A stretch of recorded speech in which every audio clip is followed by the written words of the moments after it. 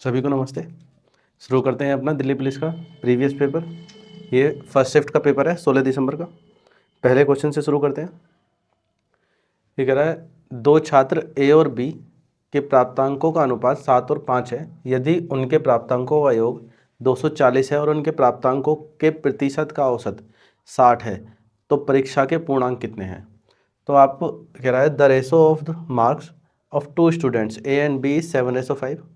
तो जो दो स्टूडेंट हैं उनके मार्क्स का रेशो 7:5 दे रखा है। 7:5 दे रखा है। उसने बोला है हमसे कि if the sum of their marks is 240, इन दोनों के जो सम है वो 240 दे रखा है। And the average of percentage of their marks is 60, तो जो उनके एवरेज परसेंटेज है वो 60% है। Then what are the integer marks of the examination. तो परीक्षा के जो पूर्णांक हैं, जो कंप्लीट नंबर का पेपर है, कितने नंबर के पेपर में से आए हैं इनके नंबर, ये बताना है। तो आप सिंपल सी चीज़ देखो, इसका तो कोई रोल नहीं है। आप देखो दो सब्जेक्ट हैं, तो जो इनके औसत होंगे 120 होंगे, तो हर एक पर्सन को 120 नंबर मिल रहे हैं। तो उसने बोला 60% 120 है, तो 1% 2 के बराबर होगा, 100 के बराबर क्या होगा 200। 7-5 का तो कोई रोल नहीं है इसमें बांटने का, ठीक है, क्योंकि परसेंटेज है। तो 200 हमारा आंसर आ गया। सेकंड क्वेश्चन देखते हैं हम इसका। ये कह रहा है एक पुस्तकालय अध्यक्ष को अपनी पुस्तकों के समरूप, एक लाइब्रेरियन की बात कर रहा है ये,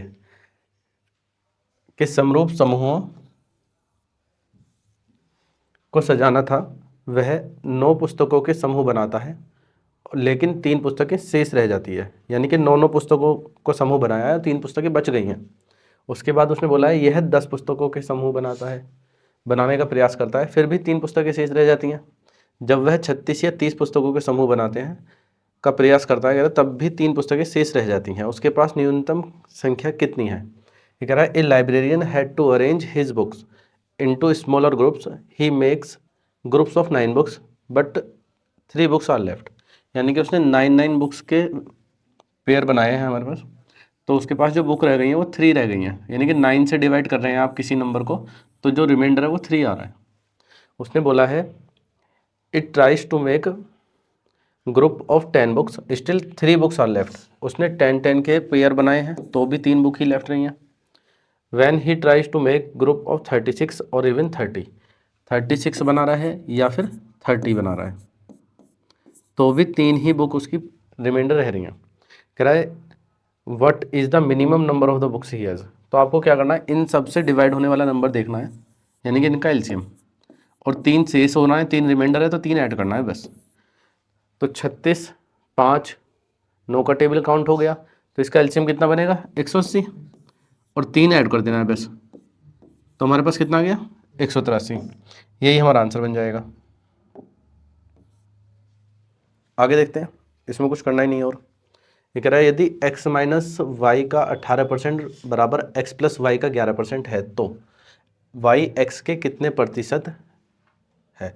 y जो है x का कितने प्रतिशत है ये पूछा है। देखो क्वेश्चन तो इसने सिंपल ही दे रखा है, लिख लेते हैं। x माइनस वाई का 18% बराबर होगा x प्लस वाई के 11% के। तो यहाँ पर आपका जो रेशो बनेगा वो x plus y x minus y का रेशो आ जाएगा।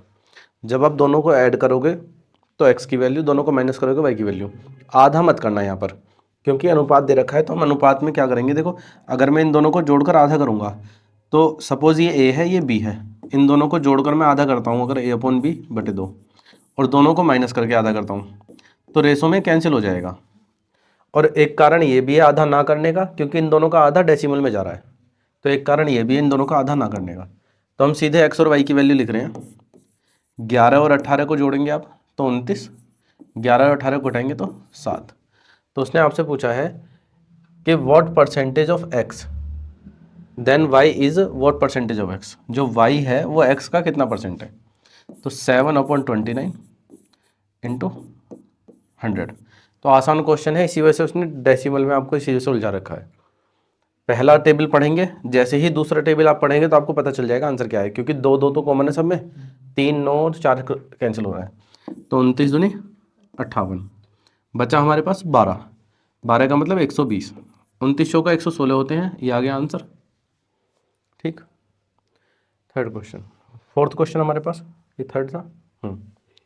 फोर्थ क्वेश्चन हमारे पास है, इसने बोला है 10,500 की एक धनराशि एक निश्चित वार्षिक साधारण ब्याज दर पर 2 वर्षों में 13,650 हो जाती है। यदि ब्याज तिमाही आधार पर चक्रवृद्धि किया जाता है तो उसी दर पर वही धनराशि एक वर्ष में कितनी निकटतम रुपए में हो जाएगी। A sum of 10,500 amounts to rupees 13,650 in 2 year at a certain annual simple interest rate. देखो पहले तो 10,500 को 2 साल के लिए दे रखा है, 10,500 को 2 साल के लिए दे रखा है, जो हो गया है 13,650। तो सिंपल इंटरेस्ट है, यहाँ से आप डिफरेंस लेंगे इंटरेस्ट और रेट आ जाएगी। दर आने के बाद उसने बोला है if the interest is compounded on quarterly basis. देखो क्वार्टरली बेसिस हो गया, अगर रेट हमारे पास इसमें आसान बनेगी तो क्वेश्चन आसान होगा, रेट अगर टिपिकल बनेगी तो क्वेश्चन टिपिकल बन जाएगा। और अगर इसमें रेट टिपिकल बनती है तो एग्ज़ाम में आप कोशिश करें कि इस क्वेश्चन को लास्ट में ही करें, छोड़े नहीं। छोड़ने के लिए नहीं कहूँगा क्योंकि एक्यूरेट आंसर आएगा। 100 में से एक ही बच्चा होगा जो इस क्वेश्चन को करके आया होगा, मुझे तो लगता नहीं है एग्जाम में कोई करके आया होगा इसे। इसने बोला if the interest is compounded on quarterly basis then what will be the same amount of money at the same rate in 1 year to the nearest rupees. क्योंकि इस क्वेश्चन को यूट्यूब पे भी किसी ने नहीं पढ़ाया है, या तो इस शिफ्ट को छोड़ दिया है, अगर कराया है तो उन्होंने छोड़ दिया है कि इस क्वेश्चन को मत करना, 14 कर जाना। आप देखो पहले हम रेट निकालते हैं, क्योंकि क्वार्टरली आप जब देंगे तो क्वार्टरली होता है 12 महीने का मतलब 3-3 बार, 3-3 महीने का क्वार्टरली, तो रेट के 4 पार्ट हो जाएंगे और आपको इंटरेस्ट निकालना पड़ेगा। एक तो मूलधन ही आपका ऐसा है, देखो प्रिंसिपल 10,000 होता तो थोड़ा सा आसान पड़ता, ये 10,500 और दिया है। 2 साल का ब्याज आप देखें कितना आएगा आपका, 315 0 3150। तो 2 साल का ब्याज है 10,500 पर, इसमें गुणा करिए आप 21,000, तो आप 21,000 पे देखेंगे कितना परसेंट है डायरेक्ट, तो इसका 1.5 गुना बैठ रहा है 21 का, तो 15% रेट हो गई हमारे पास, तो दर आ गई 15%। अब जब आपको क्वार्टरली करना है तो रेट हो जाएगी 15/4, ठीक है ना। तो 15/4 आपको 15% की वैल्यू पता होगी, 3/20 होती है, तो 15/4 की वैल्यू 3/80 हो जाएगी। अगर आप इसे रेशो मेथड से करेंगे तो 80 से 83 बनेगा 4 बार, 83 की पावर 4 करनी पड़ेगी। 83 का स्क्वायर आप कर सकते हो, कितना हो जाएगा 6889, 6889 का स्क्वायर करोगे तो 7,000 से कम देखना पड़ेगा, हालांकि वो भी टफ नहीं है पर टिपिकल पड़ जाएगा। क्योंकि देखो इसमें ऑप्शन नज़दीक ही है लेकिन ज़्यादा नज़दीक भी नहीं है, अगर आप इसका ब्याज निकालने की कोशिश करेंगे तो एग्जाम में हो जाएगा 1-2 बार में ही। दूसरी मतलब कि पहला इंटरेस्ट निकालेंगे, जैसे ही दूसरे इंटरेस्ट पे जाएंगे तो आप उसके नज़दीक पहुंच जाएंगे। आप देखें हमारे पास इसका दर आ गई 15/4 मतलब 3/80, ठीक। आपको क्या करना है, 10,500 पर टाइम हो गया आपके पास 4, तो 4 बार इंटरेस्ट देना है और इंटरेस्ट जोड़ने के बाद आपको मिश्रधन बताना है, अमाउंट बताना है। तो निकालते हैं 3/8, तो पहले 8 से भाग कर लेते हैं, 0 से 0 कट जाएगी, तो अगर ये 1,000 होता तो 125 होता, ठीक है, लेकिन 3 गुना भी करना पड़ेगा ना। चलो, और उसके बाद अगर ये हमारे पास 50 बच रहा है ना, तो 50/8 को आप क्या बोलेंगे, 25/4 6.25, तो 125 में 6.25 आप जोड़ देंगे तो 131.25। अब 3 की गुणा भी करनी है आपको इसमें, तो 131.25 में 3 की गुणा करेंगे आप, कितना बनेगा ये 39, और 125 का 3 गुना करेंगे तो आप 375, 3.75। ये आपका पहला ही ब्याज आया है, वो भी पहले साल का, वो भी साधारण ब्याज। अभी आपको 4 लिखने हैं ऐसे, ठीक है ना, तो आप इसमें 4 की गुणा करेंगे, 4 नहीं लिखेंगे डायरेक्ट, और 4 की गुणा भी नहीं करेंगे। 3150 आपको दे रखा है, ये वही है साधारण ब्याज, तो हर साल बराबर ही आएगा, तो 4 साल का मिला के 3150 ही बनेगा, ठीक है। तो आपको 3150 बनेगा, नहीं बनेगा ना, थोड़ा सा कम बनेगा, चलो 4 की गुणा कर लेंगे, बाद में देखते हैं, पहले इस पर इंटरेस्ट निकालते हैं। 3/80 आपका जो रेशो होता है वो होता है 4-6-4-1, ये होता है ना 4 साल का, तो आपको 4 और 6 ही सोल्व करने की जरूरत है, 4-1 की जरूरत नहीं पड़ेगी। अंदाजा आपको इससे लग जाएगा, क्योंकि आपको 3/80 करना है, तो आपको 3 की गुणा करनी है और 80 से डिवाइड करना है। तो पहले आप 80 से भाग कर लीजिए इसे, 3 की गुणा बाद में कर लेंगे। जब आप इसे 80 से भाग करेंगे तो कितना बनेगा जी, 80 से भाग करेंगे इसे हम, 8 चौक 32, ठीक है। चलो अब इसे मैं दोबारा से शुरू करता हूँ। देखो कैलकुलेटिव पड़ गया ना क्वेश्चन, इसी वजह से मैंने कहा था कि कैलकुलेशन ज़्यादा पड़ेगी। अब देखो 10,500, रेट है 3/80 और टाइम है 4। तो आपने करा 10,500 का 3/80, जो आपका ब्याज आया अभी निकल के 393.25। अब आपको इसी पे ब्याज लगाना है, तो इस पे 3/80 करना है, ठीक है। तो यहां करने आसान पड़ेगा इससे, इसके मुकाबले। आप देखो ये 9/16 चौका 64 हो गया, ठीक। अब आपको 9/16 की वैल्यू आपको पता होनी चाहिए परसेंटेज टेबल में। पहले 9 की गुणा कर लेते हैं। देखो 2 जीरो से तो 2 जीरो कैंसिल है, 9 की गुणा करेंगे तो बनेगा 945। 16 से डिवाइड करना है, 16 से भाग करेंगे तो 16 पंजे 80, 16 पंजे 80 के बाद बचा कितना है हमारे पास, 14 बचा है। 16 निम्मा 144, फिर बचा एक, ना जाने की जीरो, और 6.25 होता है 0.625, ठीक है जी। तो डेसिमल 59.0625 बटे 4 हो रहा है आपके पास। अभी 4 से जैसे आप भाग करेंगे इसे तो ये हो जाएगा 14 चौका 56, 14 चौका 56 के बाद बचा 3, 4 सत्ते 28, 4 सत्ते 28 के बाद बचेगा 2, 24 हुआ, ठीक है। इतना ही रखते हैं, ये हुआ 14.76। अब आप देखें 4 6 4 1 होता, जब आपका दूसरा वाला इंटरेस्ट ही डेसिमल में आ गया तो इससे आगे वाली कहानी डेसिमल में जाएगी पूरी। तो आपको यहीं से एक्यूरेट नंबर दी जाएगा लगभग जाने के लिए। तो आप इसमें 4 की गुणा करें आप, तो 25 चौका 100 होंगे, ठीक है। 75 था ना यहाँ पर, ठीक है, कर लेते हैं हम 393.75। अब इसमें करनी है 4 की गुणा, तो 75 चौका होंगे हमारे पास 300। चलो जी डेसिमल, उन 393 चौका करना है। ये 400 से 7 कम है, 400 से 7 कम है, 4 गुना करोगे तो 1600 से 28 कम, 1600 से 28 कम करना है, करिए 1572, 1572 में 3 जोड़ देंगे 1575। चलो जी, अब आपको आसान चीज़ क्या करनी थी, 3150 का आधा कर देना था बस, क्योंकि वो 2 साल का था, ये 1 साल का है, ठीक है। तो 1575, तो यहाँ 4 की गुणा नहीं करनी पड़ती आपको। अब जब आप इसमें करेंगे 6 की गुणा तो 14 सिंह 84 रुपये हो जाएंगे। अब 7 चौक 28 होंगे। अब 76 चौका करते हैं, चलो 76 छिक्का 19 छिक्का करेंगे कितना होगा, 114 दूनी 228, 228 का भी दुगना करना है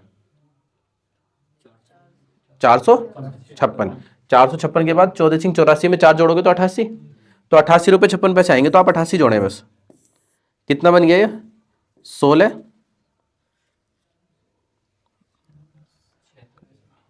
63, तो लगभग 63 रुपये इंटरेस्ट आ चुका हमारे पास, बाकी डेसिमल में जाएगा। तो आप देखें 1663 इसमें जोड़ेंगे अगर आप 1663, तो आपका बनाया ये 12163 आया अप्रोक्स कुछ, ये आंसर है, ठीक है। ये दिल्ली पुलिस कांस्टेबल का क्वेश्चन है ठीक है ना। तो इसी वजह से मैंने बोला था कि सबसे लास्ट में करना है इस क्वेश्चन को, लेकिन करना जरूर, और कैलकुलेशन इतनी अच्छी होनी चाहिए कि एग्जाम में आप इसे कर पाएं। कह रहा 4500 रुपये की धनराशि को 4.5% वार्षिक चक्रवृद्धि ब्याज की दर से ब्याज के रूप में 810 रुपये प्राप्त करने के लिए कितना समय लगेगा।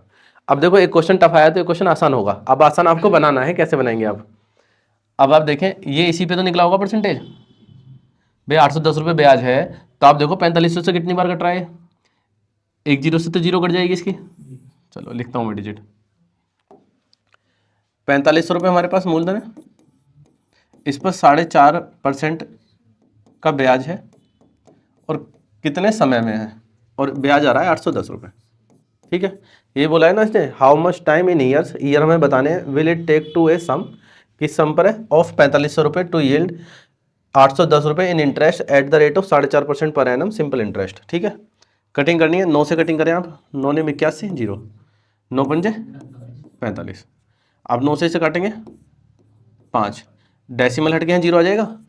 25 से काटेंगे आप इसे, जीरो मैंने लिखी नहीं है इसकी, ठीक है ना, आपको आंसर यहीं से दिख जाएगा, आप जीरो लिखने की जरूरत नहीं है। जीरो हम वहाँ लिखेंगे जहाँ हमें जरूरत पड़ेगी, मीटर सेंटीमीटर में बदलने की जरूरत पड़ेगी तभी लिखेंगे। कह रहा है 50 सेंटीमीटर लंबे 30 मीटर चौड़े एक आयताकार पार्क के मध्य भाग से कंक्रीट की दो सड़कें एक दूसरे को काटते हुए गुजरती हैं और पार्क के शेष भाग का उपयोग लॉन के रूप में किया जाता है।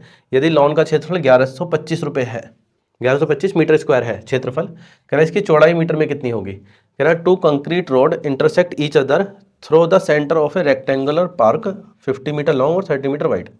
आपके पास एक रेक्टेंगुलर पार्क है जो 50 मीटर तो लॉन्ग है और 30 मीटर वाइड है। इसके मिड में एक लॉन बनाया गया है, ठीक है जी, जो एक दूसरे को इंटरसेक्ट कर रहे हैं। उसने बोला है the remaining part of the park is being used as a lawn if the area of the lawn is 1125 metre square. तो ये जो लोन का एरिया बच गया है, ये चारों, इनका एरिया दे रखा है 1125, ठीक है। What will be the width of the road. अब आप देखो रोड की जो विड्थ होगी वो x मानेंगे अगर आप, तो एक बार तो ये रेक्टेंगल बनेगा हमारे पास, तो x गुणा 30 होगा इसका एरिया, यानी कि 30x लिख दें। लेकिन अगर हम ये मानेंगे ये जो लोन की जो इसकी विड्थ है हम x माने, ये भी x था ये भी x होगा, तो ये ये हो जाएगा हमारे पास 50 इंटू एक्स, तो 50x। लेकिन ये जो एरिया है 2 बार रिपीट हो गया, ये 2 बार रिपीट हो गया है, तो ये x बाई एक्स का स्क्वायर बन गया है एक, तो इसमें से माइनस करना पड़ेगा x स्क्वायर। तो ये जो एरिया आएगा किसका एरिया आएगा, ये हमारे पास इस रास्ते का एरिया है जो हमने पीछे बनाया है। इस रास्ते के एरिया में हम ये लोन का एरिया जोड़ देंगे 1125, तो ये बराबर हो जाएगा हमारे पास टोटल एरिया 5 या 1500, पूरा रेक्टेंगल का एरिया बराबर हो गया है ना, पूरा रेक्टेंगल का एरिया हो गया। लेकिन इस तरीके से आप इस सवाल करोगे तो क्वाड्रेटिक इक्वेशन बन गई। इस क्वेश्चन को कुछ टीचर फॉर्मूले से भी बताते हैं, उसमें भी क्वाड्रेटिक इक्वेशन ही बनती है। आपको इस क्वेश्चन को कैलकुलेशन बेस्ड ले जाना है। जैसे हटा देता हूँ इसे, जिसको एक क्वेश्चन बनानी ना आई हो दोबारा से देखेगा इसे, ठीक है ना, इक्वेशन जरूर आनी चाहिए बनानी। अब आप देखो आपके पास रेक्टेंगल था ये 50 गुणा 30 का है हमारे पास, 50 बाई 30 का, ये बीच में रास्ता था। देखो क्वाड्रेटिक इक्वेशन बनेगी, जो क्वाड्रेटिक इक्वेशन नहीं बनाते हैं उसके लिए लॉजिक लगाना पड़ता है बस, वो लॉजिक आप कितनी जल्दी लगा पाते हैं वो बात देखी जाएगी। अगर इस रास्ते को उठाकर ऊपर ले जाएं हम तो रास्ता यहाँ आ जाएगा ये, ठीक है। इस वाले रास्ते को उठाकर इधर ले आए तो ये रास्ता इधर आ जाएगा, या इधर ले जाओ या फिर इधर। जो ये पूरा रेक्टेंगल था ये 50 गुणा 30 का था। अब आपने इसकी जो लंबाई है उसमें से x माइनस किया है और इसकी जो चौड़ाई थी उसमें से भी x माइनस किया है, तो ये भी हमारे पास एक भुजा बनी होगी a, ये भुजा बनी होगी b, इन दोनों की मल्टीप्लाई करके ही तो लोन का एरिया आया होगा 1125 जो दे रखा है। अब आपको देखिए, आप खुद देखिए 50 गुणा 30 ये 1500 है। अब ये भी कोई 2 नंबर की मल्टीप्लाई है जो 1125 आ रहा है, और जिनमें कितना अंतर होना चाहिए 20 का। जिनके लास्ट में 5 आता है उनकी मल्टीप्लाई बता रखी है जब 10 का गैप हो, जिनके गैप 20 का होता है उनके लास्ट में 25 आता है उनकी मल्टीप्लाई बता रखी है। एक बार रिकॉल करवा देता हूँ आपको। जैसे मुझे 55 गुणा 65 की मल्टीप्लाई करनी है, तो इनमें 10 का गैप है और इकाई के अंक पे 5 है यूनिट डिजिट पे, तो आपका जो मल्टीप्लाई करोगे तो ये 25 तो आना ही आना है, नहीं 10 का गैप है ना, तो 75 तो आना ही आना है। और बाकी जो दोनों नंबर है हमारे पास उनमें हमें देखना है कि बड़ा नंबर कौन सा है, 6, तो बड़े नंबर का स्क्वायर करके एक कम कर देना है आपको, 35 75, ठीक है, ये इसकी मल्टीप्लाई हो जाएगी। एक नंबर और देख लीजिए आप चाहे, 25 गुणा 35 करना है मुझे, तो 3 का स्क्वायर करना है 9, एक कम करना है 8 और 75 आना ही आना है। ये तो हो गया जब 10 का गैप हो, यूनिट डिजिट में 5 हो। लेकिन जब 20 का गैप हो, जब 20 का गैप हो और यूनिट डिजिट पे 5 हो, जैसे हमारे पास 25 गुणा, चलो आंसर ही आ जाएगा, क्या फ़ायदा, एक दूसरा नंबर ले लेते हैं 45 गुणा 65, ठीक है ना, आंसर ही आ जाएगा उससे, तो 45 गुणा 65 ले लेते हैं। अब आप देखो इनका गैप है 20 का गैप है, तो लास्ट में 25 आना ही आना है, तो जो बड़ा नंबर बचा है उसका स्क्वायर करना है और उस नंबर से एक फालतू माइनस कर देना है इसमें से, तो हमारे पास क्या बनेगा, ये 29 25। तो ये मेथड आपको इसमें याद आना चाहिए। नहीं आएगा तो आप इसके फैक्टर भी कर सकते हो, इतनी लंबी चौड़ी डिजिट नहीं है, लेकिन एग्जाम में जरूर काम आ सकती है अगर बड़ी डिजिट हुई तो, ठीक है। तो आप देखिए लास्ट में 25 आ रहा है और ये स्क्वायर के नज़दीक है, 4 का स्क्वायर क्या होता है 16, तो 4 चौक 16 होता है, तो 16 से कितना कम है, ये 5 ही तो कम है। तो आप देख लीजिए ये 25 गुणा 45 है और 20 का ही तो अंतर है, सीक्वेंस उल्टा लिख दिया, नीचे लिखते हैं यहाँ 45 और यहाँ 25। अब आप खुद देख लीजिए कितना माइनस किया है, ठीक है ना। आगे देखते हैं। ये कह रहा है 2 वातानुकूलकों, यानी कि एसी की बात कर रहा है ना। हाँ, 2 वातानुकूलकों के लागत मूल्य का योग 95,000 है। एक वातानुकूलक 10% के लाभ पर, दूसरा 20% की हानि पर बेचा गया है। यदि उनके विक्रय मूल्य एक समान है तो दोनों वातानुकूलकों के लागत मूल्य कितने के हैं। ये सवाल ऐसा लग रहा है जो इंग्लिश में आसान लगेगा पढ़ते हुए, कि the sum of the cost price of 2 air conditioner is 95,000। 2 air condition है, फर्स्ट और सेकंड, इन दोनों का जो प्राइस है सीपी वो 95,000 में दे रखा है। ठीक है जी।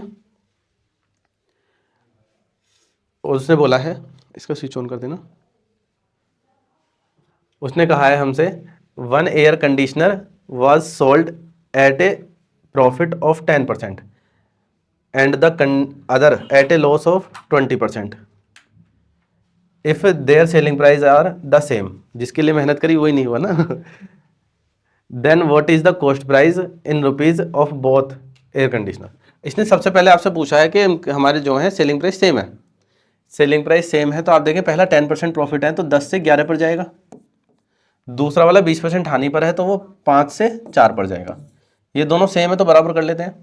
तो ऊपर 11 की मल्टीप्लाई करेंगे आप, ऊपर 4 की 44 होगा ना, ऊपर 4 की मल्टीप्लाई करेंगे, नीचे 11 की, यहाँ पर भी 4 की और यहाँ पे, तो हमें तो इनसे मतलब है ना, ये तो इक्वल हो ही गया। तो यहाँ बन रहा है 40 का, यहाँ बन रहा है 55 का, टोटल हो गया 95। 95 ही दे रखा है तो ये 40,000, ये 55,000, तो 40,000 एक में दे रखा होगा। ये हमारा आंसर है। ठीक है, आगे देखते हैं। कह रहा है देखो सोल्व करना है, व्हाट इज द वैल्यू, इसकी वैल्यू बतानी है। ऑप्शन देखो डेसिमल का खेल रहा है, बस डेसिमल खेल रहा है तो डेसिमल से ही खेलेंगे हम। फिर इसने 2 जीरो दे रखी है, हटा दी हमने, ये डेसिमल हट गया। ठीक, अब आप देखो 4 पंजे 20, एक डेसिमल और हट गया। डेसिमल कितने डिजिट बताया, कहाँ है 3 डिजिट, ये ना। ठीक है, हम इसकी गुणा भी नहीं करेंगे। फिर एक 3 वर्ष पूर्व पति पत्नी और उसकी 2 पुत्रियों की औसत आयु 28 वर्ष है, यानी कि 4 पर्सन है। 4 पर्सन की जो औसत आयु है वो 28 वर्ष है। कब, 3 साल पहले। ठीक है जी, तो अब कितनी होगी, 3 जोड़ देंगे। ये कह रहा है और 5 वर्ष पूर्व पत्नी और 2 पुत्रियों की औसत आयु 20 वर्ष है, तो 3 पर्सन है। तो 5 साल पहले बोला था इसने, तो 5 जोड़ देंगे तो 25। तो पति की वर्तमान आयु कितनी है, तो इसमें से माइनस करना है बस। कह रहा है 3 year ago the average age of a husband wife and their 2 daughters. Husband wife और 2 डॉटर्स है हमारे पास, तो 4 पर्सन है जिनका एवरेज है 28। कब, 3 ईयर एगो, 3 साल पहले, तो 3 जोड़ दिया हमने। उसके बाद बोला है and 5 year ago the average age of the wife and their 2 daughters was 20 year, यानी कि 5 साल पहले वाइफ की और दोनों बेटियों की, जो 3 पर्सन हो गए, इनका एवरेज रखा है 20। तो 5 साल पहले 20, तो अब 5 जोड़ देंगे 25 हो जाएगा। उसने पूछा what is the husband's percentage, तो इनको माइनस करना है। देखो एवरेज से भी कर सकते हो कंपेयर करके, या फिर गुणा कर सकते हो, दोनों ही आसान है। ये 25 से 75 होगा, 31 होगा, 124 होगा। 25 और 24 49 हमारा आंसर आ जाएगा।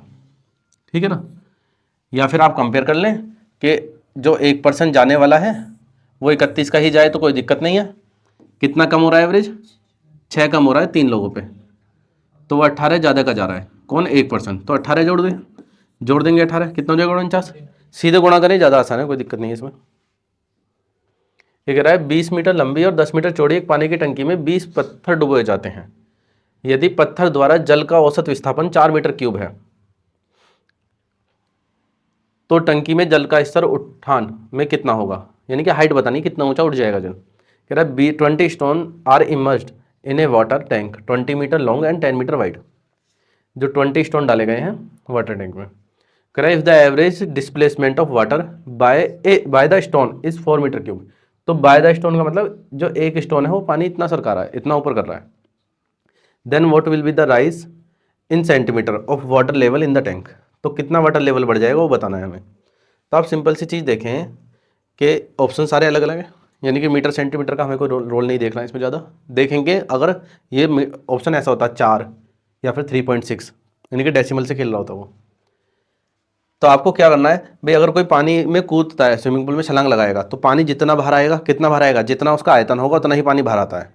तो आपको आयतन के बराबर आयतन रखना है। तो आपके पास जो पानी की टंकी है उसकी लंबाई और चौड़ाई दे रखी है 20 × 10। इसकी कुछ हाइट बढ़ जाएगी कब, जब हम पत्थर डाल देंगे इसमें। अब पत्थर डाला गया है जो, उसका आयतन बराबर रखना है। तो ऐसे 20 पत्थर हैं और एक पत्थर का आयतन है 4। ठीक है जी। तो 20 से 20 कट गया, 4 से इसे काटेंगे आप, लगभग 2.5 बार जा रहा है, यानी कि एक जीरो की गड़बड़ हुई थी। तो 25 आप आंसर लगा सकते हैं डायरेक्ट। चलो जी आगे देख लेते हैं। सॉरी मैंने कुछ गड़बड़ की है। चलो h बराबर आ गया आपके पास 4/10। चलो अब बताइए क्या आंसर लग रहा है इसका। 4 है ना, 40। ये हमें क्या करना था, ये मीटर मीटर में दे रखे हैं और ये भी मीटर में दे रखा है। वैसे इसने जो दे रखी है हमारे पास ये सेंटीमीटर में दे रखी है। किसकी, जो हाइट है वो सेंटीमीटर बतानी है। तो हाइट को सेंटीमीटर में बताना है तो हमें 100 की मल्टीप्लाई करनी पड़ेगी। 100 की मल्टीप्लाई इधर कर देंगे तो 1 0 0 कट जाएगी। ठीक है ना। h बताना था तो इस वजह से बटे में जाएगा। अगर h इधर होता तो 2.5 25 ही आता। फिर ये कह रहा है 3 प्राकृतिक संख्याओं के वर्गों का योग 136 है, जब कि उनमें दो संख्याओं के गुणनफलों का योग 132 है। तो तीनों संख्याओं का योग कितना है। कह रहा है the sum of the square of 3 natural number is 136 while the sum of the product of 2 of them is 132।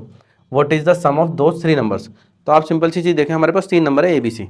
जब आप उनमें से मल्टीप्लाई करेंगे तो किसी भी 2 नंबर की कर सकते हैं। तो उनकी मल्टीप्लाई का सम दे रखा है। जैसे हमारे पास पहले तो हो गया a² + b² + c², ये हो गया 136। लेकिन आगे जो दे रखा है वो A B plus B C plus C A दे रखा है। और जैसे ही ये वैल्यू आती है तो आपको याद आना चाहिए a + b का होल स्क्वायर लगाना है हमें। तो a + b के होल स्क्वायर में और क्या होता है, a² + b² + c² प्लस होता है 2ab bc ca, डबल होता है। तो आप इसका डबल करोगे 264, इन दोनों को जोड़ोगे तो ये बन जाएगा a + b + c का होल स्क्वायर। तो 264 136 कितना हो गया 400। 400 किसका स्क्वायर है, ये आ गया 20।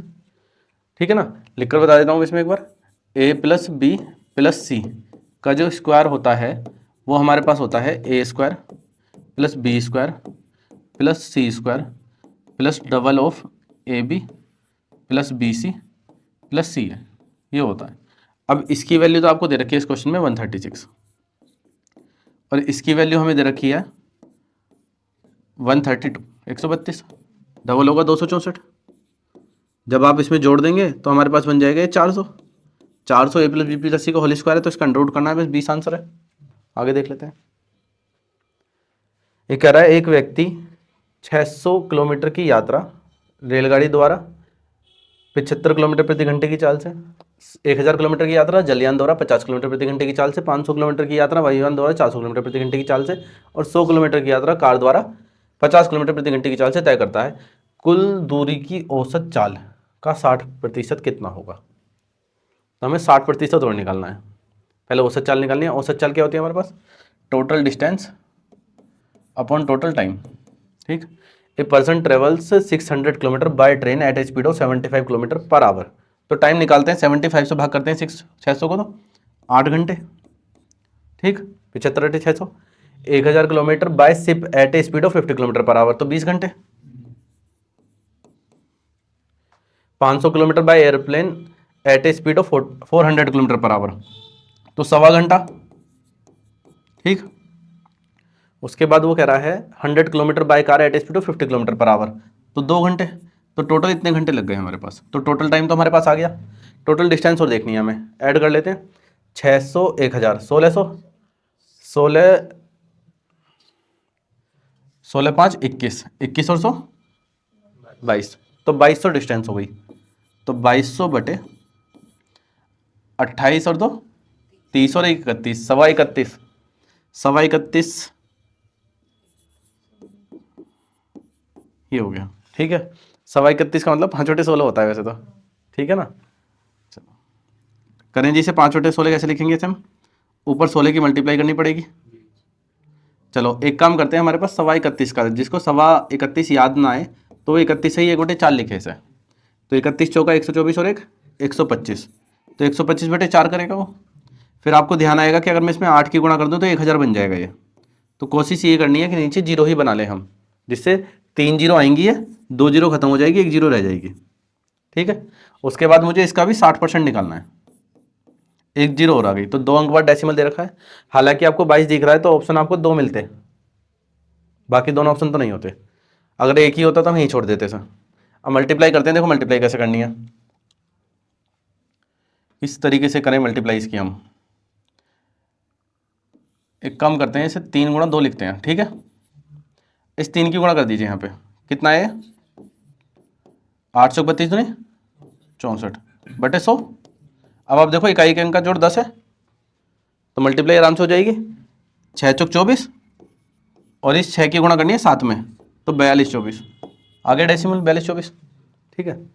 तो ये गुणा भाग हमें पहचाननी पड़ती है कि किसकी गुणा कैसे कैसे करनी है, एग्जाम में एकदम याद नहीं आती। तो इनकी जैसे हम घर पे प्रैक्टिस कर रहे हैं ना, तो उन सवालों की प्रैक्टिस इसी तरीके से करनी है जिससे हम पहचान सकें, वरना हमें पहचानने में नहीं आएंगी एग्जाम में।